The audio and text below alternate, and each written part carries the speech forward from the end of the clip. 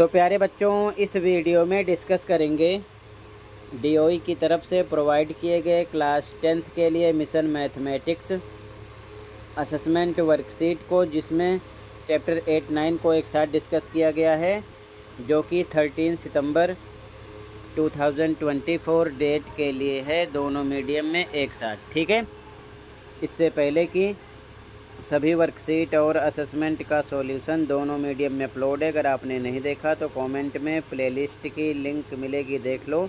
सभी question most important हैं आपके mid term, pre board plus annual exam के लिए, तो अच्छे से प्रैक्टिस करना। अगर आपको ज़्यादा प्रैक्टिस करना है तो कमेंट में प्लेलिस्ट की लिंक मिलेगी, देख लो। आपको लास्ट 2-3 ईयर के सभी assessment, mid term paper, pre board paper, annual paper with solution, दोनों शिफ्ट के मॉर्निंग प्लस इवनिंग, साथ में प्रैक्टिस पेपर भी मिल जाएगा, तो देखकर तैयारी कर सकते हो। तो कमेंट को चेक कर लेना। स्टार्ट करते हैं क्वेश्चन को, ध्यान से देखना ताकि समझ में आ जाए, किसी प्रकार का कोई डाउट ना रहे। सभी क्वेश्चन मोस्ट इम्पॉर्टेंट हैं, ये चीज़ ध्यान में रखना। ठीक है, तो ध्यान से देखो क्वेश्चन को। Question number 1 to 5 are multiple choice question. प्रश्न संख्या 1 से 5 बहुविकल्पीय प्रश्न है, यानी कि 4 ऑप्शन है, कोई एक राइट है। तो एक एक क्वेश्चन करेंगे। क्वेश्चन नंबर 1 देखो, ध्यान से देखना। क्वेश्चन नंबर 1 है, in the given figure triangle P Q R is a right triangle right angled at Q. ठीक है, if P Q equal to 4 centimetre and angle P equal to 60, ये कितना है, 60 degree, then the length of P R is, P R हमको निकालना है। दी गई आकृति में त्रिभुज पी क्यू आर एक समकोण त्रिभुज है, जिसमें क्यू एक समकोण है। यदि पी क्यू बराबर 4 सेंटीमीटर और एंगल पी बराबर 60 डिग्री है, तो पी आर की लंबाई क्या होगी, ये हमको निकालना है। तो सॉल्यूशन नंबर 1 देखो, आंसर नंबर 1 देखो ध्यान से। ये ट्राइंगल है, इसकी वैल्यू दे रखा है 60, यहाँ पर लिख दिया गया है। तो ये आपका आधार है, यानी कि बेस, ये आपका कर्ण है, यानी कि एच, ये आपका लंब है, यानी कि पी। ठीक है, ध्यान रखना। तो ध्यान से देखो, यहाँ पर हम साइन, कोस, सेक, कोट, कोसेक, टेन, इन सब में आप देखो, यहाँ पर कर्ण है, यहाँ पर आधार है। कर्ण और आधार किस फॉर्मूले में आता है, यानी किसके फॉर्मूले में आता है, तो वो आता है सेक में। तो सेक लगा देंगे। तो सेक यहाँ पर 60 दिया है, सेक 60 लगाएंगे, बराबर होता है कर्ण बटे आधार, यानी कि इंग्लिश में लिखोगे h/b। ठीक है, पी आर क्वेश्चन मार्क है, पी हमको निकालना है, तो इसकी वैल्यू रखो। पहले तो सेक 60 की वैल्यू होती है 2, यहाँ पर लिख दिया। उसके बाद में कर्ण आपका क्या है, पी आर ऊपर लिख दिया। आधार क्या है आपका 4 नीचे लिख दिया, बटे 1 लगाकर क्रॉस मल्टीप्लाई करोगे तो पी आर का 1 से होगा, पी आर आएगा, 2 का 4 से होगा, 2 चौके 8 आ जाएगा। पी आर आपको मिलेगा 8 सेंटीमीटर, जो कि आपका बी ऑप्शन राइट होगा क्वेश्चन नंबर 1 में। ओके, आंसर 1 हो गया। अगला देखो, तो फर्स्ट क्वेश्चन में बी ऑप्शन राइट है। सेकंड क्वेश्चन देखो ध्यान से। Question 2, at following value of theta, cosec theta and sec theta are equal. Theta के निम्न मान पर कोसेक थीटा और सेक थीटा बराबर है। Answer 2, cosec theta sec theta बराबर कब होता है, तो कोसेक 45 और सेक 45 पाई चार्ट वैल्यू देखोगे तो वहाँ पर सेम होता है। √2 इसका भी निकलता है, √2 इसका भी निकलता है। तो कह रहा है कि कितने डिग्री पर होता है, तो 45 पर होता है, दोनों में सेम आता है √2। ठीक है, डी ऑप्शन राइट होगा इसमें, 45 degree. Okay, question number 3, if cosec theta equal to 5/4 then the value of cot theta is. यदि कोसेक थीटा बराबर 5/4 है तो कोट थीटा का मान क्या होगा। सॉल्यूशन देखो, आंसर 3, कोसेक थीटा दिया है 5/4। अब कोसेक का फॉर्मूला सोचो, क्या होता है, कर्ण बटे लंब, इंग्लिश में h/p। ठीक है, दोनों मीडियम में लिखते चलना अपने अकॉर्डिंग। तो ध्यान से देखो, ट्राइंगल हमने बना लिया ABC, कर्ण का पता है कितना है 5, लंब कितना है 4, तो ये आपका हो जाएगा 5, ये हो जाएगा 4। ठीक है, निकालना क्या हमको, आधार। तो सबसे पहले आधार हम निकालेंगे। ये आधार यानी कि बेस है, ये लंब यानी कि P है, परपेंडिकुलर ये आपका कर्ण यानी कि H है। ठीक है, तो पाइथागोरस थ्योरम यूज कर लो। ये होता है कर्ण का स्क्वायर यानी AC का स्क्वायर बराबर होता है लंब यानी BC का स्क्वायर प्लस आधार यानी कि AB के स्क्वायर के। तो ध्यान से देखो, कर्ण पर क्या लिखोगे, 5 का स्क्वायर। BC लंब है, लंब पर 4 का स्क्वायर। आधार AB है, AB का स्क्वायर लिख देंगे। 5 के स्क्वायर 25 आएगा, 4 के स्क्वायर 16 आएगा। AB स्क्वायर सेम लिखो। 16 25 की साइड जाएगा तो माइनस का हो जाएगा, और माइनस करोगे तो AB का स्क्वायर बराबर 9 आएगा घटाने पर। तो AB बराबर स्क्वायर इधर से हटेगा, रूट लग जाएगा। तो ये 9 किसका वर्गमूल है, 3 गुणे 3, यानी AB आपको मिलेगा, जोड़े में से 1 निकलेगा, 3 सेंटीमीटर। तो कहने का मतलब ये आ गया 3 सेंटीमीटर। अब आगे ध्यान से देखो, AB मिल गया 3 सेंटीमीटर। हमें निकालना है कोट थीटा। कोट का फॉर्मूला सोचो, होता है आधार बटे लंब, यानी कि B/P, बेस अपॉन में परपेंडिकुलर। तो यहाँ पर देखो, यहाँ देखो ध्यान से, आधार कितना आपका 3 है, लंब यानी कि परपेंडिकुलर कितना है, 4 है। तो 3/4 आंसर हो जाएगा। इसकी वैल्यू रख दोगे, जो कि आपका A ऑप्शन है। यहाँ पर A ऑप्शन राइट हो जाएगा क्वेश्चन नंबर 3 में। ठीक है, समझ में आया? कहीं पर कोई डाउट होगा तुरंत बताना, अपने मीडियम के अकॉर्डिंग लिखते चलो। अगला क्वेश्चन देखो, अगला क्वेश्चन देखो, question number 4। Question 4, the value of 2 sin square 30 plus 3 tan square 30 minus cos square 45 degree is. 2 sin square 30 degree plus 3 tan square 30 degree cos square 45 का मान है। सॉल्यूशन देखो ध्यान से इसका। आंसर नंबर 4, क्वेश्चन यहाँ पर लिखा गया, इसकी वैल्यू रखो।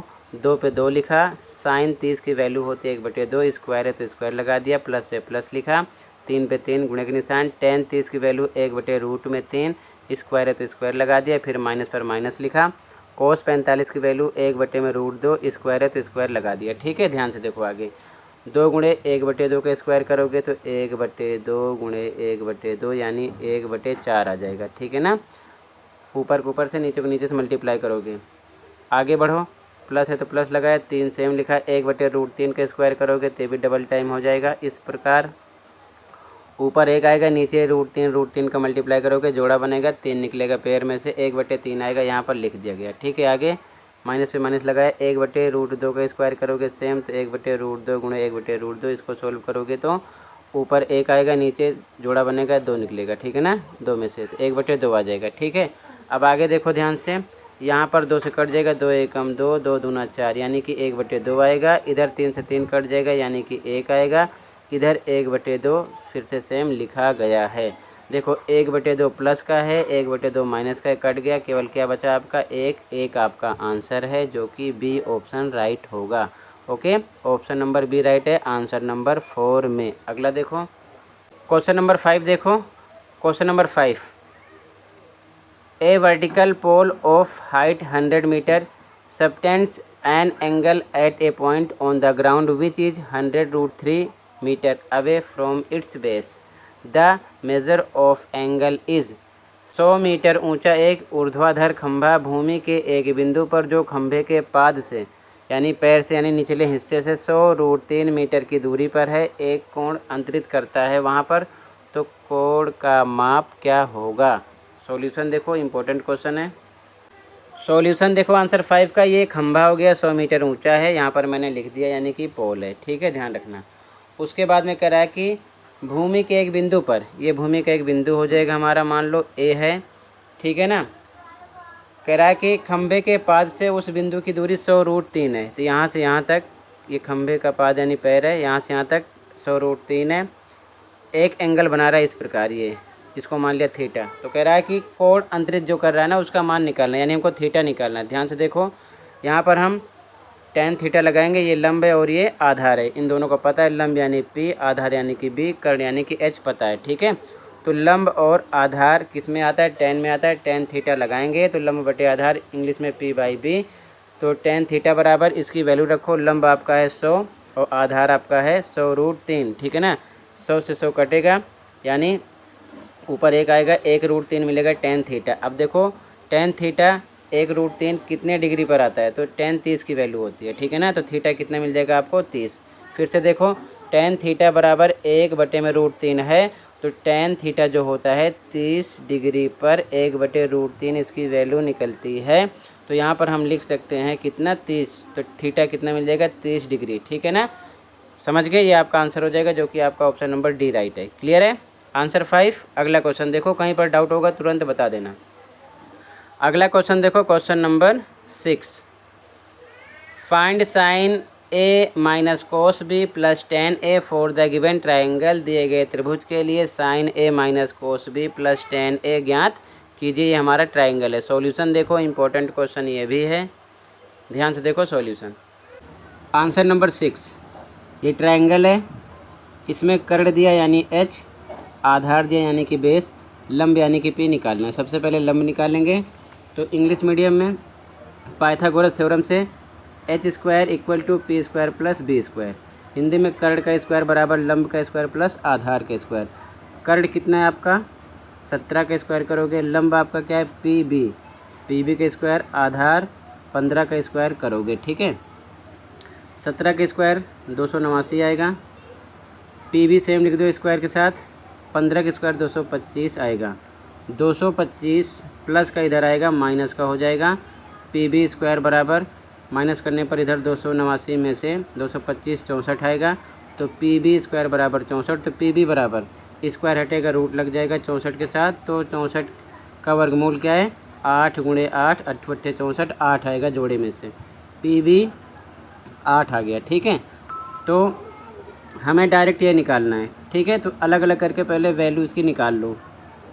तो सबसे पहले साइन ए निकाल लेते हैं, अलग अलग साइन ए निकालेंगे। तो साइन का फॉर्मूला होता है लंब बटे कर्ण, इंग्लिश में p/h, लेकिन कह रहा है एंगल में ए के अकॉर्डिंग देखना है। तो ए के अकॉर्डिंग ये आपका लंब होगा जो कि 8 है, और ये आधार होगा, ये वाला कर्ण होगा। तो लंब बटे कर्ण यानी कि लंब 8 बटे कर्ण 17, 8 बटे 17 आ गया। आगे कोस भी निकालना है, तो कोस का फॉर्मूला होता है आधार बटे कर्ण यानी कि b/h। तो कोस बी यानी बी एंगल के अकॉर्डिंग देखोगे, तो एंगल बी के अकॉर्डिंग ये आपका लंब हो जाएगा। क्या हो जाएगा लंब यानी कि p, ये आपका होगा आधार यानी कि b, और कर्ण आपका सेम रहेगा। तो आधार बटे कर्ण, आधार आपका 8 है, कर्ण आपका 17 है, 8 बटे 17 आएगा। फिर tan a निकालना है, तो tan का फॉर्मूला लंब बटे आधार होता है यानी कि p/b। तो a एंगल के अकॉर्डिंग देखना है, एंगल a के अकॉर्डिंग ये लंब है, ये आधार है, ये कर्ण है। ठीक है, तो लंब आपका 8 है जो कि निकाल चुके हो, और आधार आपका 15 है, यहाँ पर रखेंगे इसकी वैल्यू। अब हमको डायरेक्ट ये निकालना है, तो ध्यान से देखो, इसकी वैल्यू हम पुट कर देंगे फटाफट। साइन ए आपका 8 बटे 17 आया, लिख दिया, माइनस पे माइनस, कोस बी 8 बटे 17 आया, 8 बटे 17 प्लस पे प्लस, tan ए आपका आया 8 बटे 15, यहाँ लिख दिया। अब 8 बटे 17 माइनस 8 बटे 17 सेम है, तो प्लस माइनस के साथ ये कट जाएगा, बचेगा 8 बटे 15, यही आपका आंसर हो जाएगा। ठीक है, तो ये आपका आंसर नंबर कौन सा हो जाएगा 6। क्लियर है। अगला क्वेश्चन देखो, कहीं पर डाउट होगा तो बता देना। क्वेश्चन नंबर 7 देखो, और लास्ट क्वेश्चन नंबर 7 है, an aeroplane flying at a height of 4000 metre from the ground passes vertically above another aeroplane at an instant when the angles of elevation of the two planes from the same point on the ground are 60 degree and 45 degree respectively. Find the vertical distance between both the aeroplanes at that instant. Use √3 equal to 1.73। √3 पर हमको 1.73 का प्रयोग करना है। एक हवाई जहाज़ भूमि से 4000 मीटर की ऊंचाई पर उड़ते हुए किसी क्षण यानी कि पल दूसरे हवाई जहाज़ के ऊपर से ऊर्ध्वाधर रूप से गुजरा। उस पल यानी उस क्षण भूमि पर एक ही बिंदु से दोनों जहाज़ों के उन्नयन कोण क्रमशः 60 और 45 हैं। उस पल में दोनों जहाज़ों के बीच की ऊर्ध्वाधर दूरी ज्ञात कीजिए। √3 बराबर 1.73 का प्रयोग कीजिए। सॉल्यूशन देखो, आंसर नंबर 7 क्वेश्चन में कह रहा है कि एक हवाई जहाज़ भूमि से 4000 मीटर की ऊंचाई पर, मान लो ये भूमि है, इसी पॉइंट पर 4000 मीटर की ऊंचाई पर उड़ रहा है। मान लो ए पर हवाई जहाज़ है, ए पॉइंट पर हवाई जहाज़ है, कह रहा है उड़ते हुए दूसरे हवाई जहाज़ के ऊपर से गुजरा।